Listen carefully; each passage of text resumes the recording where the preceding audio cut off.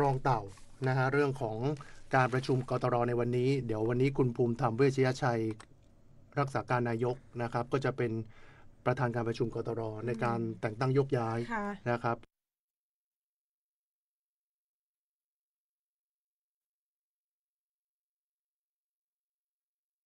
เพราะเขาจังปลอมแปลงเนี่ยคือค่ายกันสับปะตรวจสอบสอบไปสอบมาสุดท้ายอาจจะป้าว่าดันเป็นข่าวเก่าเหี่ยก็ได้หรือป้าการแจ้งเตือนจากเว็บไซต์อื่นว่าอันนี้เป็นข่าวปลอมและหมู่ข่าวปลอมเนี่ยก็จังสะกดคำพิษด้วยนะบ้านก็ไปเอาหูภาพจากข่าวเก่ามาใจเพื่อเพิ่มความน่าเชื่อถือปะจะอีต้องตั้งสติให้ดีและทำความเข้าใจหูเต่าตันสังเกตข่าวปลอมหมู่ติลึกจังเผยแพร่แต่ข่าวปลอมบดีล่อเล่นกับระบบเนอร์มีสิทธิ์ติดคุกนะ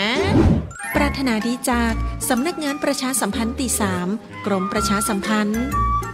มีแฟนเป็นพ่อหลวงจังแตกใบปันมีแฟนเป็นกำนันจังมีเมียน้อยสวัสดีเจ้าน้องตูดารณีศิลปินล้านนาลูกหลานคนละปูนเจ้าติดตามเพลงม่วนๆของตูได้ทางสวทลำพูน FM 95 คลื่นนี้ฟังม่วนตลอดวันเจ้าสจนั่นเล่าเมื่อนานตันเจ้าจะปิกเงินจาน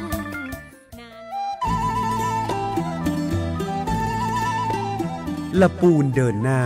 พัฒนายั่งยืนเศรษฐกิจพลิกฟื้นประชาชื่นบานช่วงเวลาต่อจากนี้ไปปักกับรายการอบจ.ละปูนพบประชาชน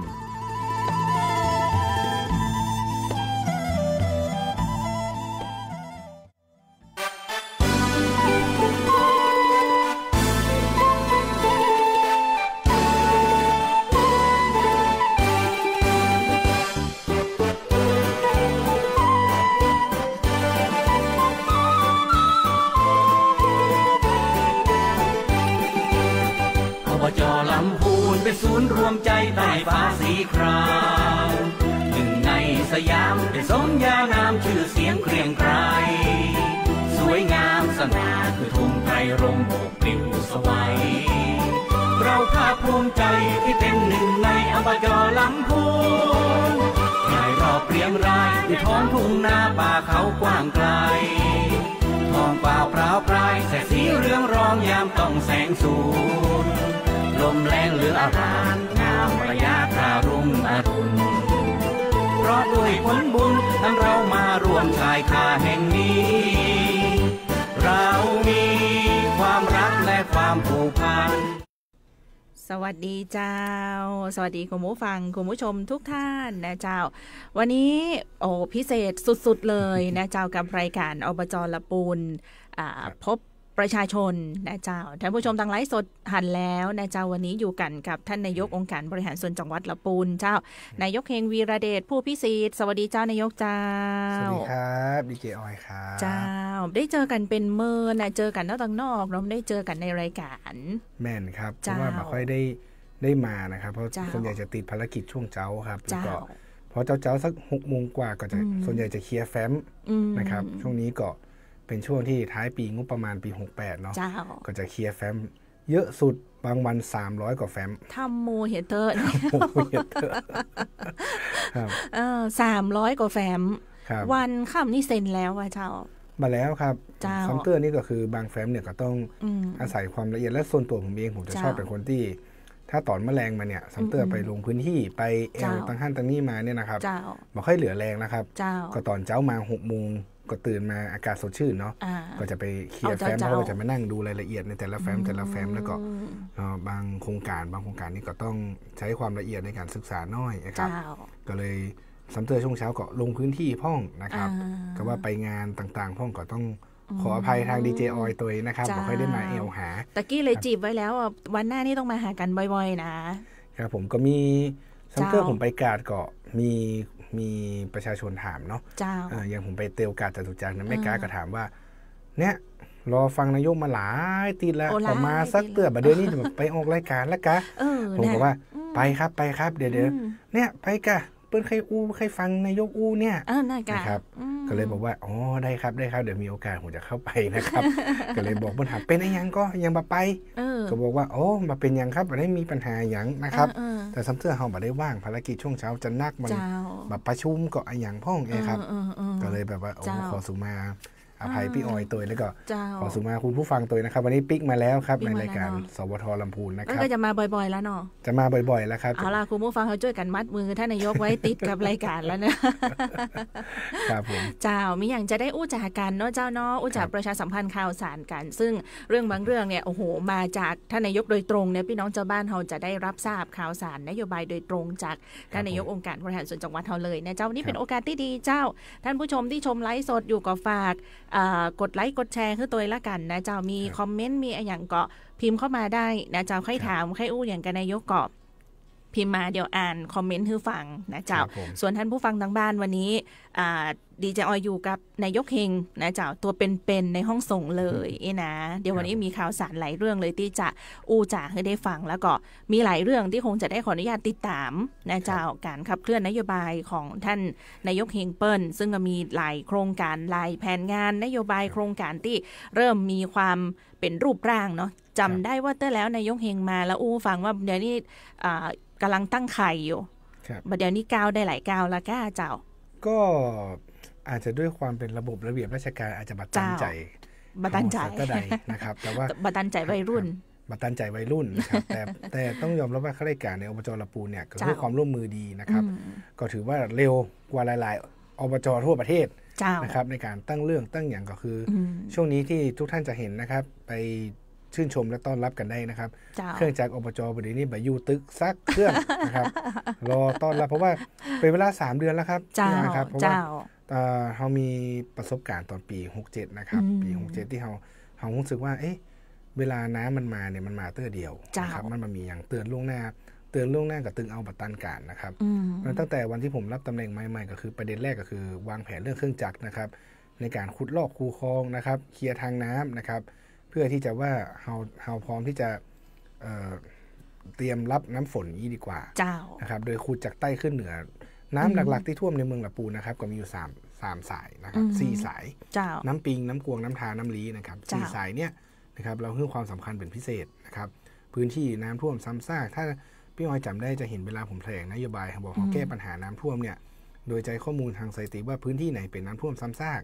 นะครับก็เข้าไปพอนะครับโดยเฉพาะทีมงานสมาชิกสภาทุกท่านนะครับรอบนี้ก็ขยันขันแข็งนะครับเพราะที่ไหนที่สมาชิกสภาแบบไปนายกก็จะไปเอง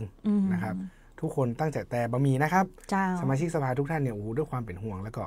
อบจชุดนี้นะครับเราเข้าใจในเรื่องของข้อติดขัดหลายๆอย่างนะครับในการใช้เครื่องจักรนะครับปีนี้ก็คือเปิดไฟเขียวหมดเลยนะครับคอนเซปต์เรื่องเครื่องจักรในอบจนะครับขอวันนี้อนุมัติตั้งแต่เมื่อวานเนี่ยได้ยินเสียงคำชมจากหลายส่วนมาบ่อยๆเลยบอกว่าโอ้ยยุคนี้เวลาอบจเปิ้นขออย่างปุ๊บเนี่ยเปิ้นคนใหม่ไฟแรงก็คือสนับสนุนเลยทันทีครับเจ้าเพราะว่าเราต้องเตรียมการครับเพราะว่าสิ่งหนึ่งที่อบจอำนวยความสะดวกได้และเห็นผลที่สุดคือเรื่องเครื่องจักรนะครับแมคโครคอยาวคอสั้นนะครับรถกระเช้านะครับทางสำนักช่างก็เราได้ประชุมกันแล้วก็พสนะครับผู้อำนวยการสำนักช่างของเราก็เป็นคนรุ่นใหม่ตัวนะครับอายุเปิ้นก็ยังไม่ได้นักแต่ผมไม่แน่ใจนะครับเปิ้นก็พร้อมนะครับเปิ้นก็เตรียมการรับมือกันเต็มที่นะครับกำชับทีมว่ามารอบนี้คือส่วนใหญ่นะครับแมคโครไปก่อนเอกสารตัวมาทีหลังตัวนี้ แต่ว่าต้องไปก่อนนะครับเพราะว่าผมก็บอกว่ามาจำเป็นต้องเอาเครื่องจักรอยู่เนี่ยมีประโยชน์จอดไว้ได้มีประโยชน์ไปตั้งนอกเตอะที่ไหนถ้าอบต.ไหนเปิ้ลต้องการอำนวยความสะดวกเขาก็อำนวยความสะดวกคือนี่คือบทบาทหน้าที่หนึ่งของอบจ.ไปต้อนรับกันได้นะครับเครื่องจักรอบจ.อยู่ที่ไหนนะครับเจ้าเห็นว่าเดียวจะเสริมทัพเข้ามาเพิ่มเติมแผมตัวเมื่อก่อนเจ้าปี69เนาะปี69ก็จะเสริมทัพครับเสริมทัพเข้ามาเพิ่มเติมนะครับแต่ทั้งนี้ปีนี้ผมก็กลัวว่าหลังจากพายุคากิจิไปแล้วนะครับมันก็ต้องจะมีหน้าฝนปกติของบ้านเฮานะครับเพราะฉะนั้นผมว่าปีนี้นะครับเดี๋ยวต้องพอคากิจิมาเนี่ยเราจะหันการบ้านแล้วครับในมุมนักบริหารจะหันว่าตรงไหนที่เป็นน้ำขังตรงไหนที่เป็นน้ำท่วมน้ำแล้งนะครับเพราะฉะนั้นเราก็จะบอกว่าตรงไหนที่มีโอกาสป้องกันน้ำหลากถ้าฝนช่วงนี้หายไปไอ้อย่างเขาทำได้ให้รีบทำครับรอบนี้ก็คือช่วงหลักๆก็คือช่วงนี้จะเครียดนะครับกับเรื่องน้ำท่วมนะครับอย่างเมื่อวันก่อนนะครับปพ.ส่งเซลล์บอร์ดแคสต์มาทุกท่านก็น่าจะได้ทราบนะครับที่ว่าเตือนบริเวณน้ำท่วมสูงที่ปาซางบ้านทานะครับพี่ออยเจ้าก่อนดีเจออยเจ้าก่อนโฮมนะสะดุ้งกำลังกินข้าวอยู่นะครับกำลังปี้เข้าบ้านตอน20:00 น.ครับตอนทุ่มไป กำลังกินข้าวได้คำแรกปั๊บโทรศัพท์มาบอกว่าท่านนายกน้ำจะท่วมแล้วผมก็หันเซลล์บอร์ดแคสพร้อมๆกันนะครับบอกโอเคเดี๋ยวขอกินข้าวกั๊มเดียวแล้วก็ออกไปเลยครับคืนนั้นนี่เฝ้าระวังจากผมไปตั้งไปล่องไปนะครับบ้านทานะครับไปจากป่าซางก่อนแล้วก็ล่องไปบ้านทาจนสุดไปเห็นทากูทาอย่างนะครับล่องไปเสร็จปุ๊บระดับน้ำเริ่มเขาก็ไปพอหอยน้ำเนาะเริ่มลดลงละแสดงว่าถ้าฝนกับบ่ได้โต๊ะเนี่ยแสดงว่าจะมีระลอก2นะครับว้ายปิกมาจากบ้านทาก็เข้ามาในเมืองครับไปดูน้ำปิงเสร็จก็ดูน้ำกวงต่อวันนั้นเนี่ยทราบว่าน้ำกวงก็ยังไม่ได้ขึ้นแต่เจ้านี้ครับรายงานมาคือ5 เมตรแล้วนะครับณเวลานี้ก็คือ5 เมตรแล้วก็คือจุดวิกฤตละวันนี้ก็คงอยู่ตามข้างทางน้ำกวงนี่แหละครับระดมเครื่องจักรนะครับช่วยเหลือพ่อแม่พี่น้องชาวบ้านตะวันนี้ได้ทราบข่าวว่าเครื่องจักรของอบจ.ก็ไปช่วยเปิดทางน้ำประตูระบายน้ำที่ไหนก็เจ้าศพทากันศพทาแม่นครับขี้โคติดบ้านประตูเนาะเจ้าเนาะช่วงนี้คือกำลังใจคนขับเครื่องจักรของตัวเองนะครับไข่ป้าก็ M150 กระทิงแดงก็เอาไปฮื้อบันไดนะครับเพราะตะวาประชุมกันเปิ้ลก็บอกว่าผมถามว่าถ้าทำนอกเวลาเนี่ยไหวก็นะครับนะเพราะเขาแค่ฮื้อสแตนบายตลอดเนี่ยตอนแรกก็เปิ้ลก็เขาก็อธิบายความต้องการให้ฟังว่าอย่างเมื่อค่ำเมื่อคืนเนี่ยถ้ามันมีอย่างมากระชั้นชิดเนี่ยก็ขอเข้ามาช่วยด่วนได้ก็ทุกคนก็ยินดีนะครับเพราะตอนนี้อบจ.ละปูนก็กำลังมาเริ่มตั้งไข่เห็นเรื่องก็คือการตั้งกองนะครับตั้งใจตั้งขึ้นเป็นกองสาธารณภัยนะครับเพื่อที่จะป้องกันภัยบอกว่าน้ำท่วมน้ำแล้งนะครับไฟไหม้นะครับไฟป่านะครับเพื่อกับพ่อแม่พี่น้องชาวบ้านนะครับเพราะผมเห็นว่ากองเนี่ยมีความจำเป็นแต่นะครับมีเรื่องวันนี้ต้องถึงวันนี้นะครับไม่ใช่มีเรื่องไป2 วันแล้วเขาเข้าไปถึงอบจ.นะครับเพราะเขามีเครื่องมือทุกอย่างนะครับอาจจะขาดแคลนบางตัวมากก็จะค่อยๆเสริมทับเข้ามาเจ้าครับผมเจ้าอันนี้มาพร้อมกับสถานการณ์น้ำที่น้ำกลวงวิกฤตแล้วนะเจ้า5 เมตรจริงๆมันจะมีส่วนต่างอีกนิดหน่อยนะเจ้าเพราะว่ามีพนังกั้นน้ำอย่างสูงขึ้นอยู่แต่ก็อาจจะมีบางจุดที่ได้รับผลกระทบกันนะเจ้าเนาะก็เฝ้าติดตามข่าวสารด้วยกันนะเจ้าขออภัยพ่อแม่พี่น้องประชาชนนะครับเพราะว่ารูปที่ออกไปในสื่อเนี่ยอาจจะแต่งตัวมาเรียบร้อยนะครับบางท่านก็บอกว่าโอ้นายกนี่อย่างนี้เนี่ยเปิ้ลไปไหนเอาฟังเนาะวันนั้นเอาเป็นว่าเน้นงานไม่เน้นทรงแล้วกันครับอ่านว่ามีแคปชั่นแฮชแท็กอยู่นะเจ้าเนาะเนาะก็ว่ากันไปนะเจ้าเต็มที่นะเจ้ากับทุกๆงานในทุกๆบทบาทภารกิจนะเจ้าช่วงนี้สถานการณ์น้ำเนาะเจ้าเนาะก็ติดตามแล้วก็สนับสนุนเต็มที่นะเจ้ามีพื้นที่น้ำท่วมซ้ำซากที่บะเขือแจ้กับบันทิเนาะวันก่อนเห็นท่านนายกก็นำคณะของทางอบจ.เข้าไปร่วมดูกับทางภาคของจังหวัดเจ้าเรื่องเป็นอย่างนี้ครับดีเจออยครับวันนั้นพอดีประชุมสภากันนะครับในเรื่องของงบเหลือจ่ายปี68นะครับประชุมสภาเสร็จปุ๊บก็ได้รับการติดต่อจากทางท่านรองผู้ว่านะครับท่านโยธินประสงค์ความดีว่า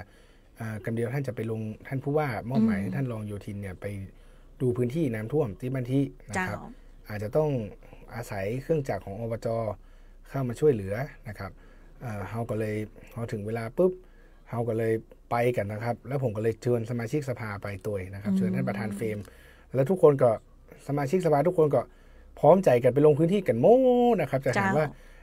ไปกันทั้งคณะเลยครับไปกับทั้งตึงคณะเลยนะครับมันป้าท่านรองผู้ว่าท่านก็แซวบอกโอ้โหนี่มาทั้งสภาเลยนะเนี่ยพร้อมอนุมัติเลยใช่ไหมพร้อมอนุมัติเลยใช่ไหมนะครับพร้อมอนุมัติเลยใช่ไหมบอกก็เข้าไปดูนะครับก็ได้สำนักช่างนะครับของอบจ.นะครับประเมินนะครับในการใช้เครื่องจักรในการทำอย่างเข้าไปนะครับเพื่อแก้ปัญหาในพื้นที่นะครับครับผมแล้วก็วันนั้นมีท่านธนานะครับซึ่งเป็นป้องกันสาธารณภัยจังหวัดไปด้วยนะครับท่านก็จี้นะครับว่าต้องทำอย่างนี้ต้องแก้อย่างนี้นะครับพอผมรับทราบปุ๊บก็บอกขึ้นสำนักช่างว่าดำเนินการเลยเอาให้จัดการให้เสร็จภายใน3 วันนะครับก็ทันน้ำช่วงนี้เลยจะให้ทันน้ำช่วงนี้นะครับเพราะว่าเฮาบ่อยากที่แน่นอนครับป้องกันง่ายกว่าเยียวยาครับแม่นเจ้าครับเวลาน้ำท่วมขึ้นมาจะไปแจกสำหรับผมนะครับนี่เป็นความคิดเห็นส่วนตัวเนาะเราจะไปแจกมาม่าแจกปลากระป๋องแจกเขาไม่ได้ต้องการเขาต้องการให้น้ำไม่ท่วม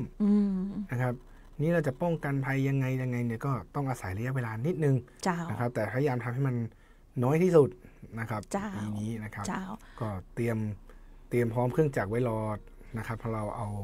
ข้อเขาเรียกว่าบทเรียนนะครับการบ้านจากปี67 มาแล้วมาร์กจุดกันไว้ว่าตรงเนี้ยจะเป็นปัญหาที่สุดละอะไรอย่างเงี้ยครับเจ้านี่มีคอมเมนต์เข้ามาบอกว่าเห็นด้วยกับการตั้งกองสาธารณภัยนี่นะ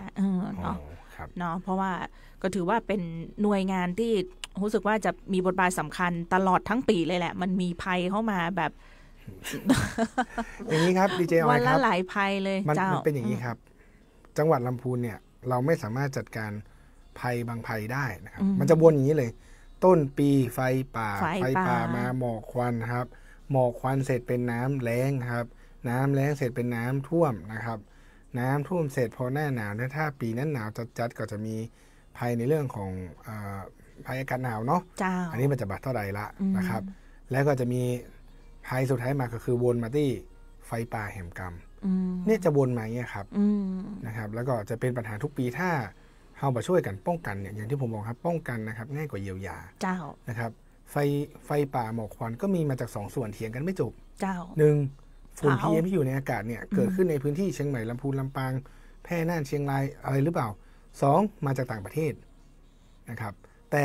แน่นอนกรณีเกิดไฟป่าในจังหวัดเนี่ยนะครับอย่างน้อยอบจ.ต้องช่วยบรรเทาภัยได้สำหรับผมนะครับเพราะเราจะได้ไปตอบที่อื่นได้ว่าฝุ่น PM ที่มันเกิดในเนี่ยไม่ใช่มาจากบ้านเฮาเนอะ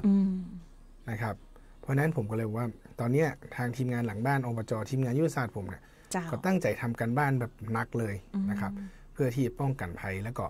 ทุกทีเนี่ยคือเรารู้สึกว่าตั้งกองมาเนี่ยเพื่อที่บริการประชาชนกองนี้จะทำงานหนักที่สุดตลอดทั้งปีเพราะภัยจะมาเรื่อยๆมาตลอดเลยครับผมเจ้าก็เลยมีการขับเคลื่อนโครงสร้างภายในคือมีเรื่องของกองสาธารณภัยตรงนี้ขึ้นมาก็ใกล้ที่จะเป็นรูปเป็นร่างแล้วมันก็เจ้าท่านนายกเจ้ากองนี้แม่นครับเจ้ามีคอมเมนต์มาเหมือนกันนะครับบอกงบโปร่งใสทำไมไม่มีรายละเอียดเลยล่ะครับมันใสเกินไปกองสาธารณภัยต่างกับปภ.ยังไงครับจะซ้ำซ้อนในการปฏิบัติหน้าที่กับเรื่องของการใช้จ่ายงบประมาณกอีนะไม่นะครับเจ้าจริงๆแล้วกองที่อยู่ในอบจ.เนี่ยนะครับเราสนับสนุนงานป้องกันภัยจากของจังหวัดเนี่ยโดยเรามีเครื่องจักรครับที่ตั้งกองพวกนี้มาเพื่อที่จะคอยสำรวจภัยนะครับเราไม่แย่งงานเทศบาลทำแน่นอนนะครับถ้าสังเกตว่าเทศบาลเนี่ยเขาก็จะมีเขาเรียกว่าสิ่งที่จะคอยอำนวยความสะดวกป้องกันใช่ของเปิ้ลครับบางอย่างเราก็ไม่ได้มีศักยภาพที่จะเท่าปภ.นะครับอย่างเช่นเครื่องสูบน้ำใหญ่ๆเนี่ยก็มีที่หน่วยงานปภ.นะครับบางครั้งต้องขอความร่วมมือจากทางท่านปภ.นะครับแต่แน่ๆทุกหน่วยงานต้องประสานงานกันนะครับแต่อบจ.เนี่ยครับคอยที่ดูที่หลักๆตั้งมานี้คือต้องการดูไฟป่านะครับ2 พื้นที่มากกว่านะครับป้องกันมากก่อนเยียวยาใช่แล้วนี่นะมีคอมเมนต์เข้ามานะเจ้าก็ถือว่าเป็นการปรับนะเจ้าโครงสร้างการบริหารจัดการภายในเพื่อให้การทำงานด้านการป้องกันและบรรเทาสาธารณภัยเนี่ยมันมีประสิทธิภาพมากยิ่งขึ้นมันเป็นอย่างนี้ครับดีเจออยถ้าผมบอกว่าตั้งกองนี้ขึ้นมาเนี่ยเวลาเกิดภัยขึ้นมาเนี่ยในชุดที่ผ่านมาที่ผมถามมาเนี่ยนะครับบางคนจะบอกว่าไม่ใช่บทบาทหน้าที่ของอบจ.นะครับเราจะไม่ได้ใช้งบประมาณอะไรเยอะเพราะเครื่องจักรเนี่ยมีอยู่แล้วมันมีอยู่แล้วนะครับแต่การประสานงานต่างหากนะครับไม่ว่าจะเป็นภาคของตำรวจนะครับทหารนะครับหรือว่าจะเป็นในภาคของปภ.เนาะนะครับอันนี้จะเป็นการประสานงานเจ้าที่อบจ.ทำหน้าที่ประสานงานและอำนวยความสะดวกในเรื่องเครื่องจักรนะครับเราไม่ได้ใช้งบไปเพื่อทำแนวป้องกันไฟป่าอะไรเงี้ยไม่ได้ไปตรงนั้นนะครับกรณีน้ำท่วมเนี่ยเราทำงานป้องกันไว้ก่อนป้องกันเสร็จค่อยมาใช่ไหมครับถ้าป้องกันไม่ได้ก็เยียวยาต่อตรงนี้ครับเป็นบทบาทหน้าที่นะครับเจ้าพร้อมเดียวกันทางอบจ.เองเนี่ยก็ถือว่ามีปัญหาศูนย์ข้อมูลน้ำเนาะศูนย์น้ำมันก็จะของอบจ.ที่จะเป็นศูนย์ข้อมูลที่จะรวบรวมเรื่องของการป้องกันและแก้ไขปัญหาน้ำท่วมน้ำแล้งอยู่ตัวนะเจ้าตรงนี้ศูนย์เป็นยังไงพ่องเจ้าในโซนของศูนย์น้ำศูนย์น้ำตอนนี้เดิมเนี่ยตั้งตอนผมเข้ามานะครับก็เขาทราบว่าอบจ.เนี่ยมีศูนย์น้ำตรงนี้อยู่แล้วนะครับโดยด้วยประสานงานนะครับดูข้อมูลจากกรมชลจากศูนย์น้ำนะครับสสน.ใช่ไหมครับผมจำตัวย่อบอกให้ได้นะครับแต่ว่าส่วนใหญ่ก็คือเขาจะดูระดับน้ำแล้วคอยเฝ้าระวังแต่พอเนี่ยแหละครับพอเฝ้าระวังเสร็จปุ๊บแล้วเฝ้าระวังเสร็จแล้วไปทำอะไรต่อก็เลยคิดว่าตั้งกองสาธารณภัยขึ้นมานะครับสำหรับประสานงานไม่ว่าจะกองช่างอบจ.เองปภ.หรือว่าหน่วยงานที่เกี่ยวข้องเขาต้องเป็นจุดศูนย์กลางในการ เขาเรียกว่าบูรณาการทุกๆหน่วยงานเนาะทำงานร่วมกันตรงเนี้ยครับไม่มีใครเป็นพระเอกหรอกครับทุกคนเป็นพระเอกเหมือนกันหมดในบทบาทหน้าที่ตัวเองนะครับเราก็พยายามเซตการทำงานประมาณนี้นะครับแต่ต้องตั้งเพราะว่าพอกรณีเกิดภัยแล้วเนี่ยถ้าเราไม่ซัพพอร์ตหน่วยงานเลยแล้วเวลาอันนี้ภัยเนี่ยนะครับตอนเกิดไม่ได้คิดตอนคิดไม่ได้เกิดนะครับภัยเนี่ยนะครับอย่างคนที่ในหน่วยงานอบจ.เองทางสมาชิกสภาทางสจ.คนหนึ่งนะครับเมื่อก่อนก็คุยว่าไปตั้งกองมันยุ่งยากหรือเปล่าตั้งขึ้นมาใหม่อย่างนั้นอย่างนี้หน่วยงานจะซับซ้อนปรากฏว่าบ้านที่ป้อเป็นซื้อไว้ไฟไหม้โอ้โหไหม้วอดทั้งหลังแล้วรถกำลังมารถอบจ.ไปถึงสุดท้ายเลยเจ้าเพราะกำลังได้รับการประสานงานตายสุดก็เลยเข้าใจแล้วครับท่านนายกต้องเจอกับตัวต้องเจอกับตัวเองครับเพราะว่าอย่างว่านะครับเรื่องบางเรื่องเรื่องไข่กระใจมันเนาะนะครับถ้าเกิดขึ้นกับตัวเก่าบอกหูหรอกครับว่าความรู้สึกเป็นจะได้เจ้าเนาะอันนี้ถือว่าเป็นการเพิ่มประสิทธิภาพการทำงานนะเจ้าในศักยภาพของอบจ.ที่จะดูแลพี่น้องประชาชนให้ดีที่สุดนะเจ้าเนาะในทุกๆกลุ่มนะเจ้าอันนี้เป็นเรื่องของงานป้องกันและบรรเทาสาธารณภัยเป็นเรื่องของศูนย์น้ำนะเจ้าแล้วก็ด้านการบริหารจัดการด้านภัยต่างๆซึ่งถ้าอู้เรื่องของภัยต่างๆเนี่ยนะเจ้าหมดเวลาของรายการก็ถ้าจะไม่ได้ไปแตะอู้เรื่องอื่นละเยอะเหลือเกินเลยแต่ว่าก่อนที่จะไปถึงเรื่องอื่นใดเนี่ยฝากท่านนายกส่งกำลังใจให้พี่น้องชาวบ้านทีมงานอย่างที่ต้องรับมือกับสถานการณ์น้ำในช่วงนี้หน่อยเจ้าก็ฝากถึงพ่อแม่พี่น้องประชาชนชาวละปูนนะครับที่อยู่ริมน้ำกวงนะครับแล้วก็ทุกๆลำน้ำนะครับที่จะเกิดเหตุอาจจะเกิดเหตุวิกฤตนะครับเดี๋ยวนี้อบจ.กำลังเร่งประสานงานนะครับกับทุกๆหน่วยงานและก็ทุกๆหน่วยงานก็กำลังเร่งที่จะป้องกันภัยให้กับพ่อแม่พี่น้องชาวบ้านนะครับแล้วก็ฝากเป็นกำลังใจให้ตัวนะครับปีนี้นะครับผมทำดีที่สุดแล้วนะครับแต่ก็จะทำดีต่อไปนะครับมันต้องมีสักปีนึงที่เรารู้สึกว่าเวลาน้ำมาแล้วเรารู้สึกดีใจที่เปิ้ลมาและเปิ้ลผ่านไปและโดยที่ไม่ได้ท่วมนะครับภายในปี2ปีนี้นะครับการแก้ปัญหาลำน้ำต้องอาศัยระยะเวลาและความเข้าใจในการแก้ไขตัวนะครับเนาะวันนี้ก็คงจะอยู่ทั้งจังหวัดผมคงไม่ได้ไปไหนนะครับวันนี้นะครับก็มีอย่างก็เอิ้นหากันได้เลยนะเจ้ามีอย่างก็เอิ้นหาทีมงานท่านนายกนะเจ้าประสานหานายกหาท่านรองหาตังเลขาหาตังทีมงานสจ.เนาะเจ้าเอาง่ายๆครับประชาชนทุกท่านครับพอเกิดเหตุแล้วท่านแจ้งทางสมาชิกสภาผมได้เลยหรือทางสจ.เนาะนะครับท่านเลือกเปิ้ลมาแล้วนะครับสมาชิกสภาจังหวัดนะครับก็พร้อมจะช่วยประสานงานลงพื้นที่แน่นอนนะครับเจ้าร่วมด้วยช่วยกันนะเจ้าเดียวก็เชื่อว่าเขาจะผ่านสถานการณ์ตรงนี้ไปได้นะเจ้าขอให้มันอย่าไปยังปีแล้วเลยภาพจำยังติดตาอยู่เลยน้ำท่วมปีแล้วเนาะว่าใครที่มันเป็นอย่างอันนะเจ้าเดี๋ยวช่วยกันนะเจ้าขอบฟังเจ้าอู้ถึงเรื่องของภัยนะเจ้าจริงๆแล้วอู้ไปอู้มาเนี่ยตะกี้นายกบอกว่าถ้าบ่เจอกับไผ่เนี่ยไผ่บ่ฮู้นะเจ้าจำได้ว่าช่วงก่อนนายกขับรถจากเชียงใหม่มาอีกเนาะแล้วก็มาเจออุบัติเหตุ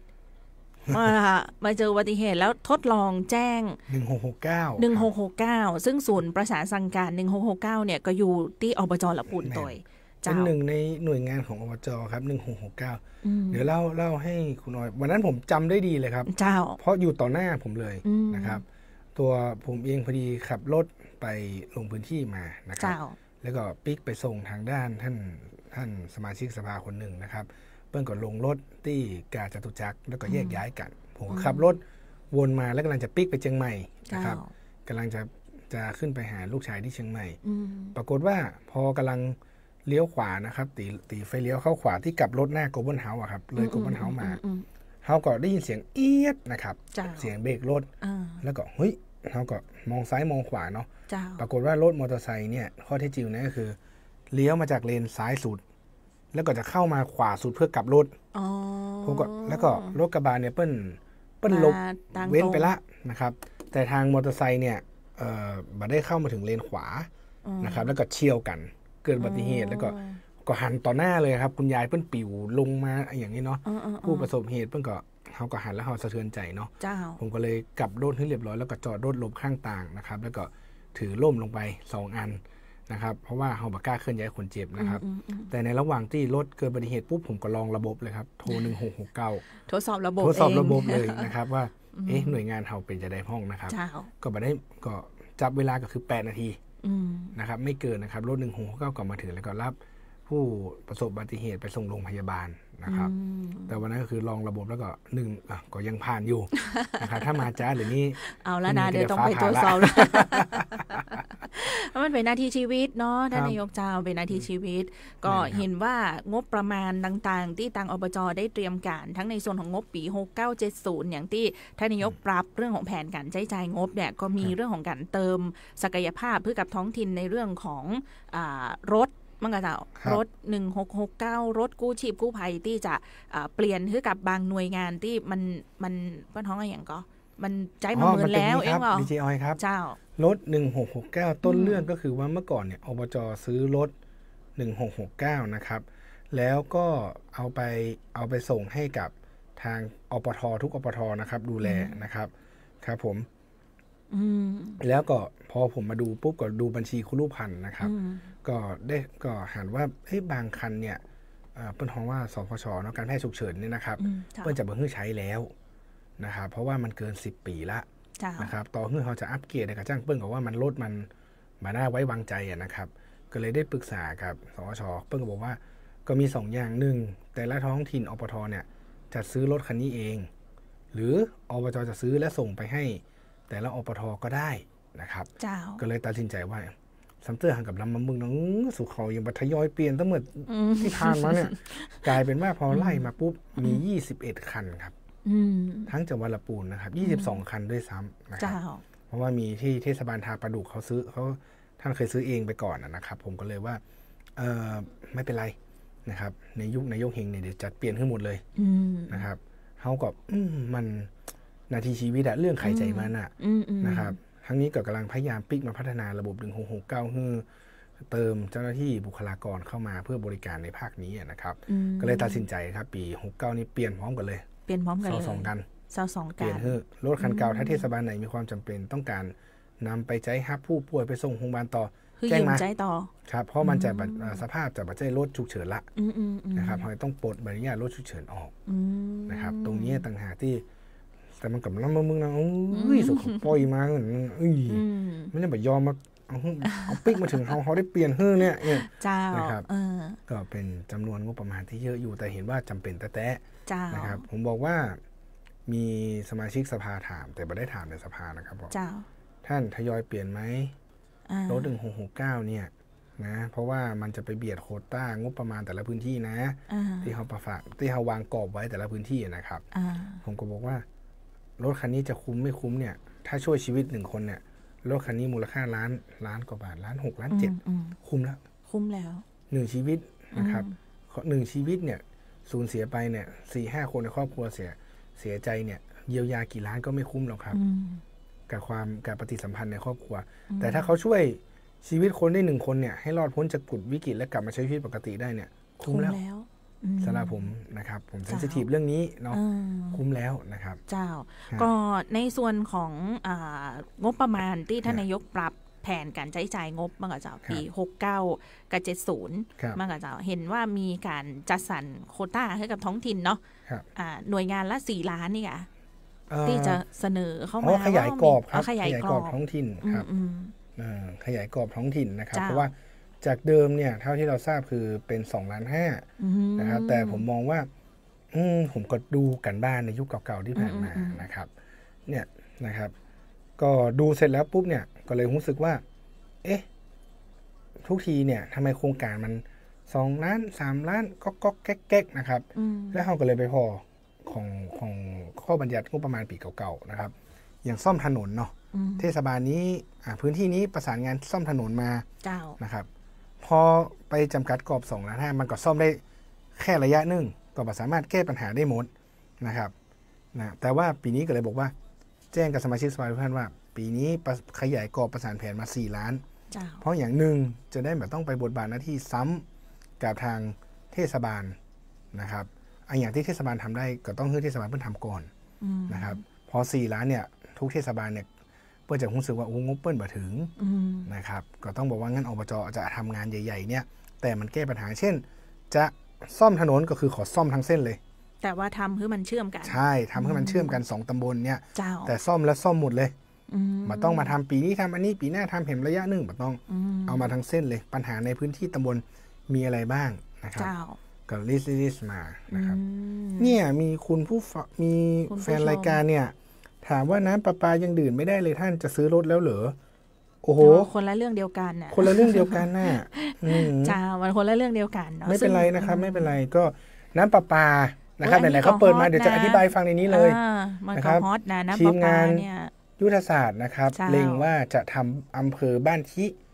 เป็นตัวอย่างนะครับตอนนี้นะครับได้ไปเซอร์เวย์แล้วก็ประเมินการงบประมาณคร่าวๆไว้แล้วนะครับที่จะทำติดอย่างเดียวครับประเด็นนี้อยู่ที่ทางต้องขอความร่วมมือจากทางเทศบาลบ้านทินะครับเราทำประชาคมในแต่ละหมู่บ้านไปค่อนข้างจะ 80% แล้วนะครับทุกหมู่บ้านอยากให้อบจ.เข้ามาทำนะครับแต่ตอนนี้นะครับน้ำประปาในหมู่บ้านแต่ละหมู่บ้านเนี่ยของอำเภอบ้านเฉพาะของอำเภอบ้านทินะครับตำบลบ้านทิเนี่ยอยู่ที่เทศบาลบ้านทินะครับซึ่งผมจะได้ประสานงานกับทางนายกที่บ้านทิแห่มกำนายกเทศบาลบ้านทิแห่มกำนะครับว่ายกมาให้อบจ.ทำได้ก่อนนะครับอยากทำจริงๆครับน้ำประปาเนี่ยทำให้ทั้งประเทศได้ดูว่าถ้าท้องถิ่นสนใจเนี่ยน้ำประปาเนี่ยทำได้นะครับแล้วเดี๋ยวโครงการขอจะมาอู้เพราะอันนึงก็จะถึง9 โมงครึ่งใช่ไหม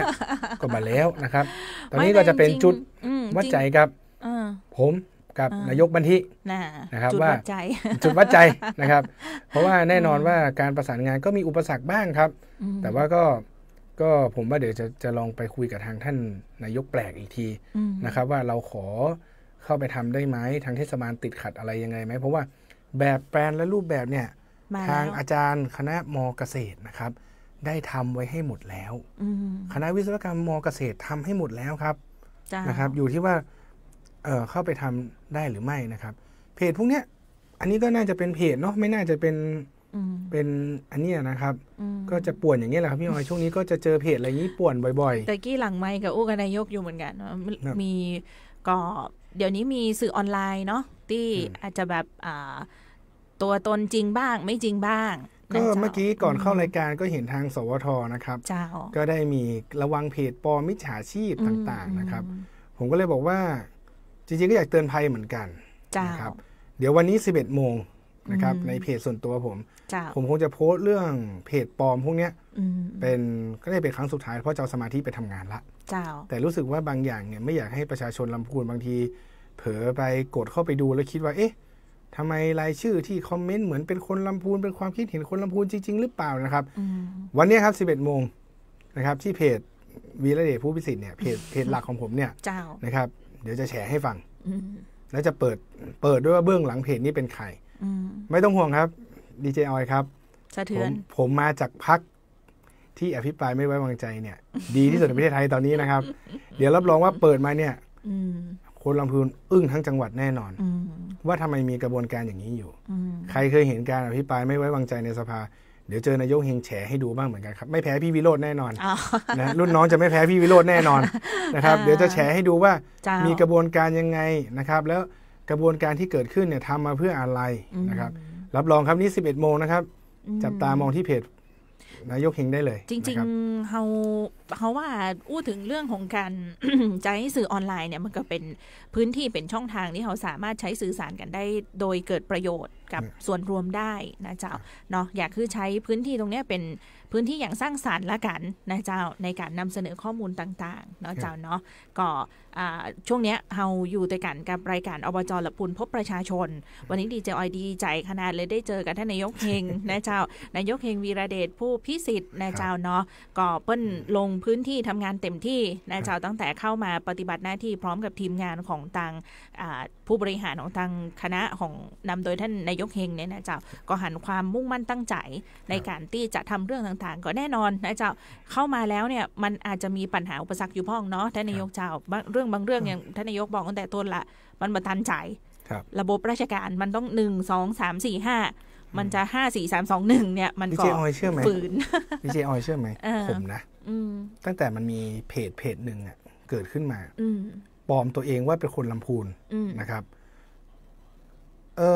ตอนแรกผมก็ตกใจเพจนี้ขึ้นมาเนี่ยผมเสียดายคำนี้มากเลยคำนี้เนี่ยคุณทิมเนี่ย เป็นคนพูดวันที่ผมหาเสียงที่อำเภอลีว่าต่อไปนี้นะครับลำพูนเป็นสโลแกนตอนนั้นเลยนะครับแล้ววันนี้ชื่อไอ้คำตรงเนี้ยถูกเอาไปแล้วไปย่ำยีป่นปี้ด้วยการทำเฟกนิวออกมาเนี่ยมันแย่นะครับก็อยากจะฝากไปถึงผู้มีอำนาจเนาะหรือคนที่อยู่เบื้องหลังเพจพวกนี้นะครับบอกว่าไม่มีความชอบธรรมใดไม่มีความนิยมใดสร้างขึ้นด้วยจากความเกลียดชังนะครับถ้าคุณคิดจะทำความเกลียดชังให้ผู้อื่นเพื่อสร้างความชอบธรรมให้ตัวเองหยุดซะนะครับแล้วเดี๋ยววันนี้ 11 โมงเดี๋ยวผมจะแชร์ให้ดูนะครับว่ามันมีกระบวนการเหล่านี้จริงๆผมเฉยๆมากเลยนะกระบวนการเหล่านี้เนี่ยในการเมืองใหญ่อะทำกันเป็นปกติแต่ผมไม่คิดว่าจะลงมาเล่นกันในระดับท้องถิ่น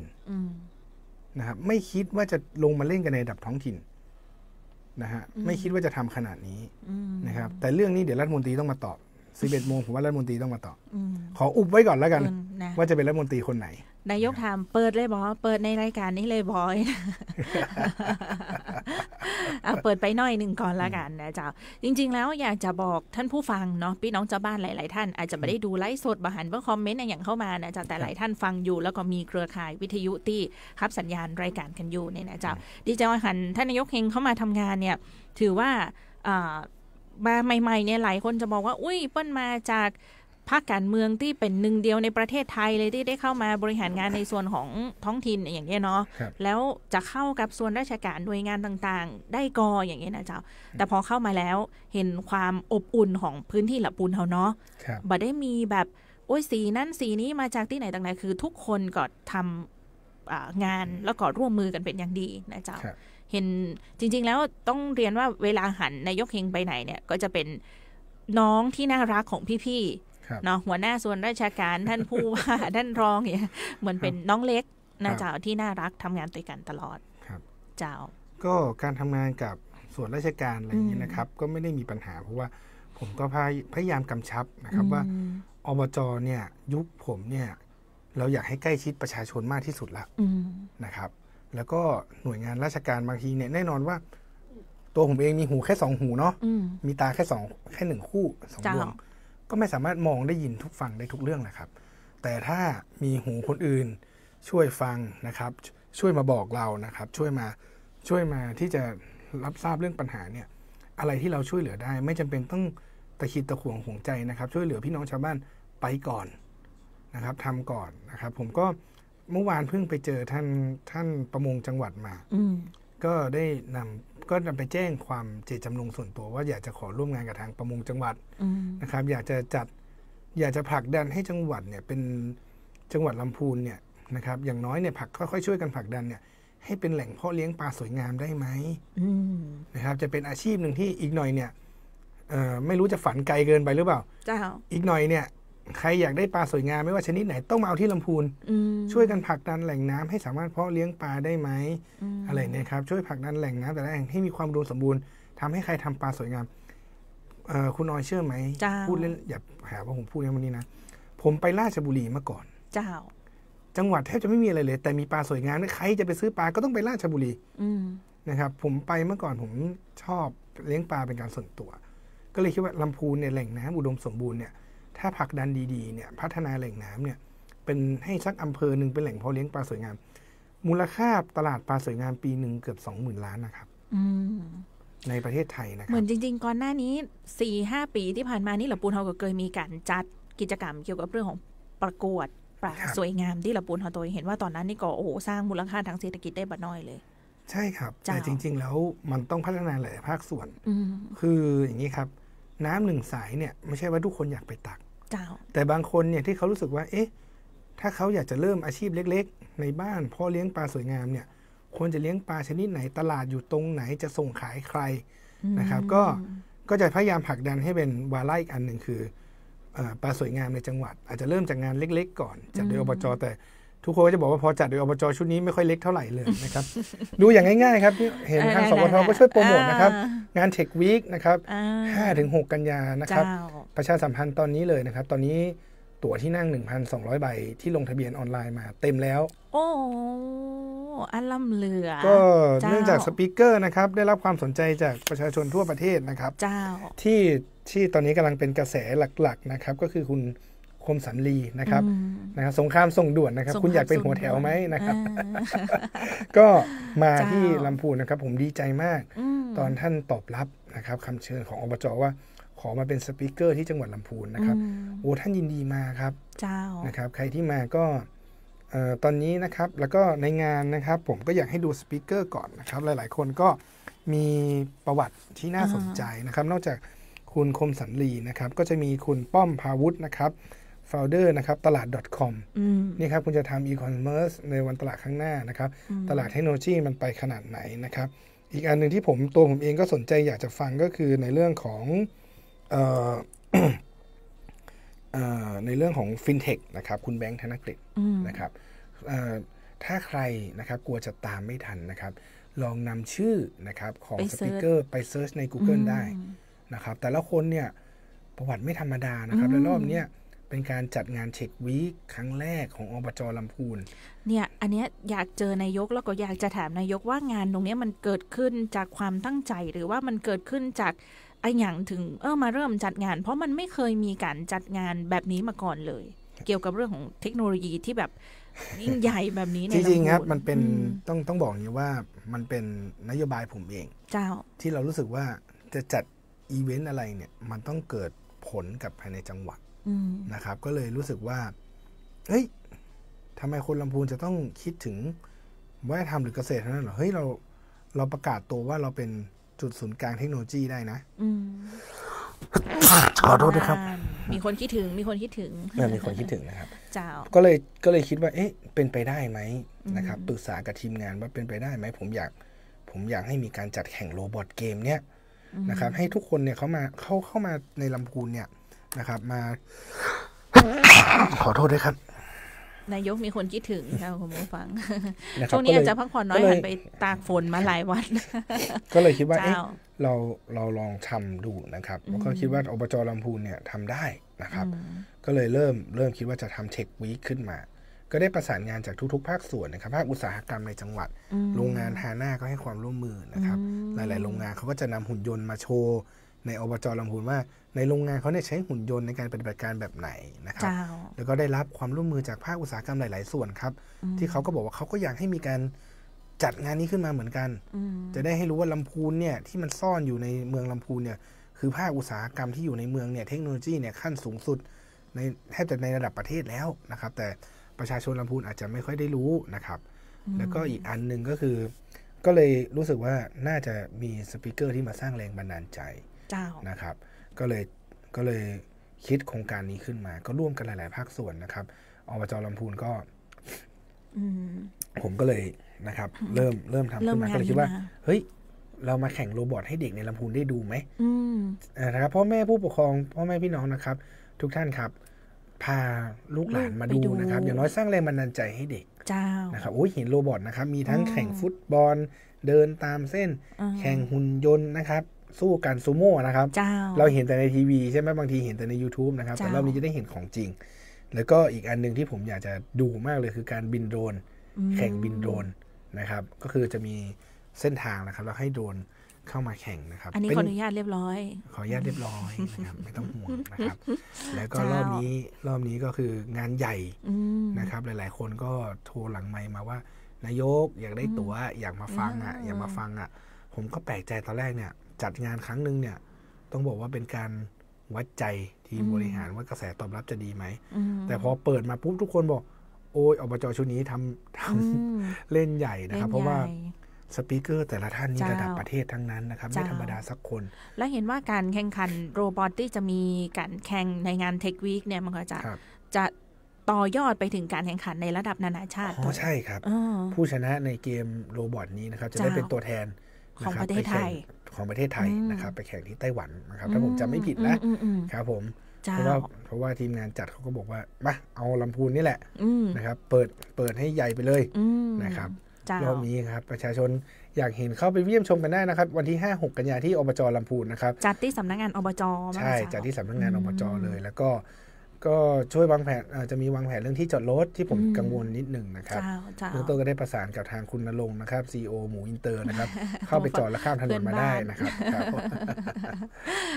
ต้องกังวลนะเจ้าสบายมากเนาะเดี๋ยวเจ้าหน้าที่คอยอำนวยความสะดวกคือเข้าชมฟรีไม่มีค่าใช้จ่ายนะเจ้าปาลูกๆหลานๆไปพอโรบอทกันนะเจ้าเนาะก็เกี่ยวกับเรื่องของการจัดงานลำพูนเทควีคนะเจ้า5-6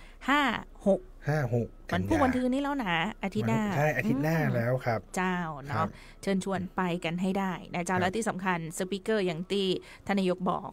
คมสันลีนะเจ้าสงครามส่งด่วนมาละปูนแน่นอนนะเจ้าเนาะใครอยากเป็นหัวแถวต้องไปฟังนะครับต้องไปฟังแล้วมีแหมงานหนึ่งที่นายกบอกว่าเดี๋ยวต่อเนื่องกันเลยหมากสี่กระดานหมากสี่กระดานการแข่งขัน4หมากนะครับหมากลูกไทยหมากลูกฝรั่งนะครับแล้วก็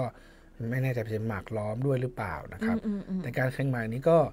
เชิญชวนพ่อแม่พี่น้องนะครับเดี๋ยวติดตามได้ทางเพจอบจ.ลำพูนนะครับหมากสี่กระดานนะครับอันนี้นี่จะเป็นการแข่งครั้งแรกๆทุกงานนะครับที่เราจัดเนี่ยดีเจออยต้องเรียนนี้ครับเราอยากสร้างแรงบันดาลใจให้เด็กๆแล้วก็จริงๆแล้วอยากส่งเสริมรายได้เข้าจังหวัด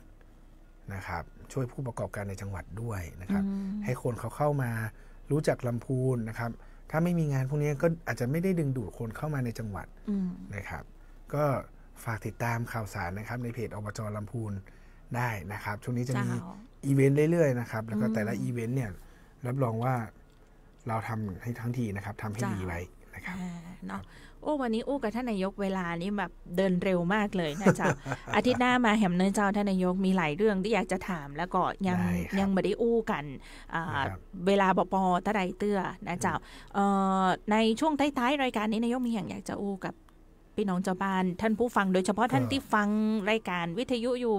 ป้าอุ้ยแม่มอนเนี่ยชาวบ้านฟังกันเยอะอยู่เจ้าครับก็ฝากพ่อแม่พี่น้องนะครับประชาชนทุกท่านนะครับอบจ.ชุดนี้ครับทำงานทำจริงเข้าถึงประชาชนนะครับมีอะไรนะครับถ้าในพื้นที่ท่านนะครับฝากติดต่อสมาชิกสภาได้เลยนะครับแล้วก็สมาชิกสภาท่านจะอยู่ในพื้นที่เยอะนะครับเดี๋ยวสมาชิกสภาก็จะมาบอกกับผมเองนะครับหรือหาก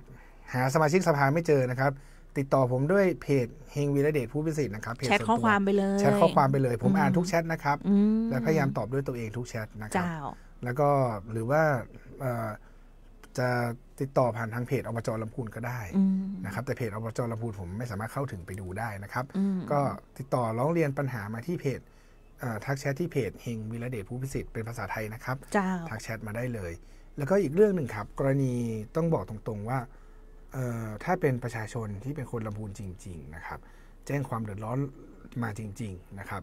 บางคนเนี่ยเคยแจ้งมาทางเพจผมแล้วนะครับผมก็ตอบสนองให้นะครับตามนั้นนะครับอันไหนแก้ปัญหาได้เร่งด่วนแล้วก็รีบแก้ให้แต่ต้องขออภัยจริงๆบางครั้งมาในคอมเมนต์เนี่ยนะครับถ้าตรวจสอบแล้วนะครับไม่ใช่เป็นเพจที่มีตัวตนจริงๆนะครับหรือว่าบางท่านอาจจะใช้เพจที่ไม่ได้เป็นเพจตัวตนท่านจริงๆนะครับเป็นเพจที่ท่านสร้างขึ้นมาไว้อวตารหรืออะไรก็ช่างนะครับอาจจะไม่ได้ตอบไปนะครับบางท่านไปแล้วล็อกโปรไฟล์ก็อาจจะขอสงวนที่จะไม่ตอบเพราะเราไม่รู้จักกันไม่รู้ว่าท่านเป็นคนพื้นที่ที่เดือดร้อนมาร้องเรียนจริงๆหรือเปล่านะครับเพราะฉะนั้นวันนี้ก็ฝากถึงพ่อแม่พี่น้องประชาชนนะครับติดต่อผมได้หลายช่องทางถ้าเจอในพื้นที่ที่ไหนทักทายได้นะครับหากันได้ครับหากันได้เนอะนะเจ้าเนาะมีอย่างก็บอกกันนะเจ้าเฮาคนละปูนเหมือนกันตั้งใจเพื่อประโยชน์ของละปูนเหมือนเดียวกันนะเจ้ามีอย่างเขาก็จะได้ช่วยกันนะเจ้าวีระเดชไม่ปฏิเสธใครอย่าเพิ่งบอกเนาะครับผมนะเจ้าวีระเดชไม่ปฏิเสธใครอันนี้สโลแกนเลิศมากเอามาจากไหนครับเนี่ยเพิ่นมาคอมเมนต์นี่ไงคุณไก่ก่อนนี่เพิ่นมาคอมเมนต์วีระเดชไม่ปฏิเสธใครนะสะดุ้งเลยนะเจ้าคอมเมนต์นี้เนาะเจ้าเนาะก็เนี่ยเจ้าเนาะเฮาคนละปูนเหมือนกันมีอย่างเฮาก็อู้กันนะเจ้าจริงๆแล้วมีแหมหลายเรื่องที่ท่านนายกเฮงวีระเดชเฮาเนี่ยต้องการที่จะขับเคลื่อนงานนะเจ้าเพื่อละปูนเฮาเห็นมีความพยายามเรื่องของรถ EV ว่างั้นเจ้ารพสตก็จะมีการสนับสนุนในเจ้าสัพพะกำลังคนอะไรอย่างเข้าไปอีกเยอะเลยโอ้ดีเจออยนี่วางสายสืบไว้ในตึกหรือเปล่าครับสายสืบมาทุกวันพฤหัสไงก่อนนี้ก็รถ EV ช่วงนี้อยู่ในขั้นวิจัยนะครับแล้วก็รอผลทางวิจัยอยู่นะครับว่า ว่าคนที่มาทดลองวิ่งวันนั้นเขาจะส่งรายงานมาว่ายังไงนะครับว่าต้องใช้รถขนาดไหนเดินช่วงเวลากี่โมงผมจะเดี๋ยวก็จะโดนโจมตีแล้วทำเอามาโชว์เฉยๆไม่ใช่นะครับผมจะอธิบายอย่างนี้บางคนอาจจะไม่รู้ระบบนี้รู้ไหมครับพี่เจออยเอาแชร์กันแชร์ลิงก์กันแล้วกันนะคนที่มีอะไรคุณออยดีเจออยเคยไปโรงหนังไหมครับเจ้ารู้ไหมครับนอกจากผู้บริหารเนี่ยในระดับพนักงานบริษัทที่ทำโรงหนังเนี่ยคนที่มีเงินเดือนแพงที่สุดคือใครอันนี้บ่ฮู้เจ้าคือคนที่เขียนเวลาว่าหนังรอบเนี้ยจะฉายกี่โมงคนออกตารางคือดีเจออยจะไม่สังเกตใช่ไหมผมไม่เคยสังเกตเพราะตัวเลขมันไม่ตรงอย่างเช่นว่าเราไปดูหนังเนี่ยมันจะ8:15 8:20 9:10ใช่ไหมครับทุกเวลาที่ระบุว่าหนังเรื่องนี้จะฉายกี่โมงเนี่ยคนที่ระบุเวลาเนี่ยจะเป็นหน่วยงานทีมวิจัยว่าทำไมต้อง8:10เพราะคนที่จะเข้ามาดูหนังที่โรงที่จุดตรงเนี้ยจะเดินทางมาจากประมาณไหนจะต้องมาถึงกี่โมงซื้อตั๋วกี่โมงคนที่ระบุเวลาหนังฉายนี่แหละเงินเดือนสูงที่สุดบัจเจว่าให้กำหนดเวลาเมื่อใดก็ได้ใช่ทุกระบุเวลาเนี่ยคือเขาจะหนังเรื่องนี้ฉายเสร็จแล้วนะครับเพื่อที่จะไม่ได้ชนกับโรงอื่นที่จะดึงดูดให้คนบริเวณนั้นน่ะที่อื่นมาดูหนังที่โรงนี้ได้แต่เดี๋ยวนี้ก็มันเป็นเรื่องของเดี๋ยวนี้คนก็สตรีมมิ่งแล้วนะครับไม่ค่อยเข้าโรงหนังกันแล้วนะครับส่วนใหญ่สตรีมมิ่งได้นะครับนอนดูอยู่บ้านดีกว่าใช่แต่ในยุคเมื่อก่อนเนี่ยผมได้มีโอกาสพบกับผู้บริหารโรงหนังนะครับท่านก็เล่าให้ฟังเนี่ยพนักงานคนนี้จ้างสูงที่สุดแล้วแพงสุดแล้วเพราะจะต้องดูทุกโรงหนังเนี่ยจะต้องทำคิดวิจัยกรณีรถ EV เราก็เหมือนกันนะครับว่าเดินทางเนี่ยควรมีกี่คันกี่รอบลงทุนเท่าไหร่ใครจะมาลงทุนใครอาสาลงทุนใครรับวิ่งนะครับเรื่องต่างๆเหล่านี้ครับละเอียดนะครับเราอบจ.ยุคผมเนี่ยทำงานด้วยภาคสถิติและวิทยาศาสตร์ครับไม่มีหรอกครับนั่งเขียนนายกอยากให้รถตรงนี้วิ่ง6 โมงไม่มีครับทุกอย่างเป็นตัวเลขทางวิทยาศาสตร์หมดนะครับกรณีจุดจอดรถ EV นะครับก็ต้องซื้อข้อมูลมานะครับใน Google เนี่ยครับใช้ Data ในการวิเคราะห์นะครับว่าคนจากพื้นที่ตรงไหนเดินทางไปพื้นที่ตรงไหนมากที่สุดครับเป็นพาราเซลเลยครับวันนั้นผมดูทีมงานหลังบ้านที่ทำเราผมบางทีผมก็เนี่ยครับทีมงานวิทยาศาสตร์ผมเนี่ยต้องยอมรับว่าตั้งใจทำให้จริงๆนะครับครับวันงานลำพูนถ้านั่งเครื่องบินจากสมุทรปราการเดินทางไปงานจากสนามบินมีรถอะไรแนะนำไหมครับโอ้โหสบายมากน่าเปิดประเด็นมาอย่างนี้ แจ้งไว้เลยครับเจ้าตอนนี้นะครับอีกเส้นหนึ่งที่จะทำก็คือจากสนามบินมาที่ในตัวเมืองลำพูนแต่ตอนนี้ก็ได้คุยกับทางประสานงานทางขนส่งคร่าวๆแล้วแต่ถ้าเป็นไปได้นะครับช่วงนี้เช่ารถมาก่อนนะครับเดี๋ยวนี้แอปเรียกรถสบายมากเลยนะเจ้าเยอะมากเนาะเดี๋ยวผมจะลองอันนี้ก็น่าคิดเดี๋ยวกลับตึกไปเดี๋ยวขอนั่งคิดการขนส่งจากสนามบินมาในงานลำพูนดีกว่าแต่เห็นว่าในงาน Tech Week นี่ก็จะมีรถ EV ไปทดลองให้วิ่งให้สัมผัสใช่ครับอารมณ์บอกการขึ้นรถ EV ไงเพราะบางทีมันต้องไปที่กรุงเทพมันถึงจะได้ขึ้นอะไรอย่างเงี้ยก็เป็นด้านหนึ่งในนโยบายเรื่องขนส่งสาธารณะแหละครับที่เราตั้งใจทำนะครับจริงๆมีเรื่องของรถรับส่งนักเรียนอีกนะที่ท่านนายกต้องการแบ่งเบาภาระค่าใช้จ่ายให้กับผู้ปกครองนะเจ้าน้ำซึมบอทรายเนาะจ่ายค่ารถเดือนให้กับลูกอย่างเงี้ยนะตก1 คนลูก1 คนมีค่ารถประจำทาง750 บาทต่อเดือนนะครับประมาณนี้นะครับผมก็เลยคิดว่าเราน่าจะมีรถรับส่งนักเรียนให้มันได้มาตรฐานนะครับตอนนี้ก็เข้าสู่กระบวนการนะครับในการตั้งโครงการขึ้นมาเนี่ยก็จะแชร์ให้ท่านดีเจออยฟังเรื่องรถโรงเรียนนี่เป็นปัญหานะครับในอดีตชาติมาแล้วนะครับเมื่อก่อนอบจ.ที่ถ้าที่ผมจำไม่ผิดน่าจะเป็นปทุมธานีนะครับมีการร้องเรียนกันนะครับแล้วกฎระเบียบของกระทรวงทบวงกรมต่างๆมันวุ่นวายไปหมดเลยนะครับว่าเอารถไปเนี่ยมันเป็นอย่างเงี้ยเอารถไปรับนักเรียนต้องพิสูจน์ให้ได้ภาวะนักเรียนที่นั่งในรถเป็นภาวะเด็กยากจนรายได้น้อยนะครับผมก็รู้สึกว่าพอเราเข้ามาทำจริงๆปุ๊บภาวะนี้ก็บอกว่าไม่มีใครกล้าทำเพราะเคยโดนติงอะไรต่างพอดีได้ความร่วมมือจากทางพรรคนะครับก็เลยเอาเข้า ชุดกรรมาธิการนะครับและทางกรมส่งเสริมเนี่ยก็ได้ออกหนังสือว่ากรณีทำรถนักเรียนนะครับสามารถท้องถิ่นสามารถทำได้นะครับสามารถจัดการได้ก็ได้มีหนังสือนะครับส่งมาที่อบจ.ลำพูนนะครับเป็นที่แรกนะครับที่เขาอนุญาตให้ทำเขาไม่ใช่อนุญาตให้ทำเขาบอกว่าการันตีว่าทำแล้วอยู่ในบทบาทหน้าที่ทำได้ไม่ผิดนะครับออกคำสั่งฉบับนี้มาปุ๊บเราก็เริ่มตั้งโครงการเลยเบรกไว้ที่อีกก่อนได้ก่อนจ้าเวลาเสี่ยงแล้วอาทิตย์หน้าเจอกันครับชั่วโมงมาแล้วอาทิตย์หน้ามาเจอกันใหม่เนาะอาทิตย์หน้าเจอกันครับขอบคุณท่านผู้ชมท่านผู้ฟังทุกท่านนะเจ้าขอบคุณเครือข่ายวิทยุตัวนะเจ้าวันนี้ดีเจออยกับนายกเฮงวีระเดชลาไปก่อนละกันสวัสดีเจ้าครับเสริมการเข้าถึงการศึกษาทักษะสำหรับ